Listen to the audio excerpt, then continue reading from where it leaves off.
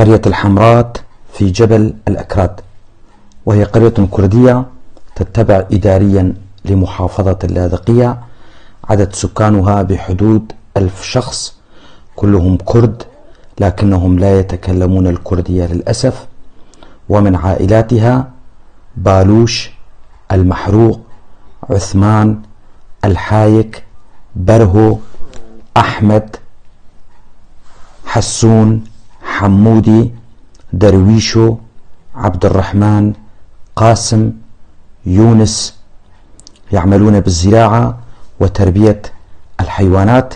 هذه المعلومات وصلتني من أحد أبناء منطقة جبل الأكراد، وأنا ألقيها بصوتي. أنا علي عبد الله كولو من منطقة درباسية في محافظة حسكة، وأتمنى كما يتمنى كل الكرد الناطقين بالكردية أن يتكلم أهلنا في جبل الأكراد بلغتهم الكردية، فلغتنا الكردية هدية من الله مثل باقي اللغات، وعلينا أن نتعلمها. دمتم أهلنا في قرية الحمرات.